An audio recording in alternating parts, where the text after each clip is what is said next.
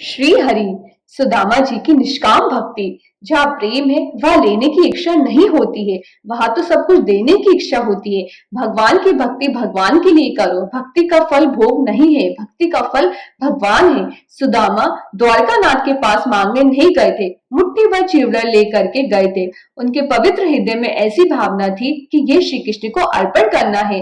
भगवान पूछते हैं, मित्र तेरा संसार कैसा चल रहा है? सुदाम देव ने विचार किया, दुख मेरे पाप का फल है। मैंने पाप किया इसलिए मैं दरिद्री हुआ हूँ। मैं प्रभु को त्रास देने के लिए नहीं आया हूँ। अपना स्वार्थ सिद्ध करने के लिए, अपने सुख के लिए प्रभु को त्रास देना भक्ति नहीं है।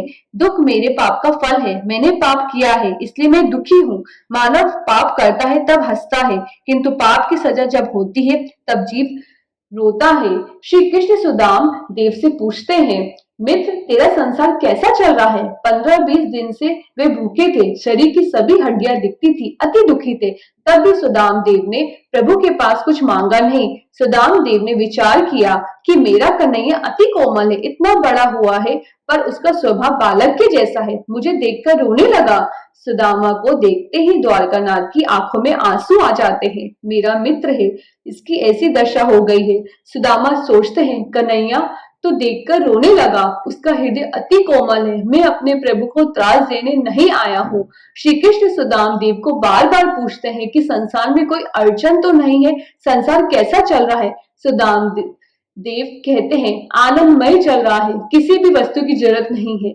सुदाम देव मांगने के लिए नहीं गए हैं, देने के लिए गए हैं। सुदामा ने अपना सर्वस्व दिया है। सुदाम देव यदि कुछ मांगते तो जो मांगते उतना ही भगवान देने वाले थे। सुदाम देव ने मांगा नहीं। भगवान की भक्ति भगवान के लिए करो। भक्ति का फल संसार का सुख नहीं है। भक्ति भोग के लिए मत करो। भगवान की भक्ति भगवान के लिए करो। जो बहुत प्रेम से पूजा करता है, भगवान नाम का जप करता है, भगवान का स्मरण करता है, उसको भगवान का आनंद मिलता है। उसको ऐसा लगता है कि भगवान मेरे साथ है। उसके जीवन में सुख दुख मान अपमान का कैसा भी प्रसंग आए, उसका असर मन के ऊपर बहुत नहीं होता है। सुख आता है, सुख जाता है, दुख आता है, दुख कायम नहीं रहता है। संसार के सुख दुख बादल के जैसे होते हैं। लोग बादलों को नहीं देखते हैं, सूर्य का दर्शन करते हैं। सुख दुख बादल के जैसा है। भगवान की भक्ति भगवान के लिए करो। जो प्रेम से भगवान की सेवा करता है उसको ऐसा लगता है कि भगवान उसके साथ है। नारायण।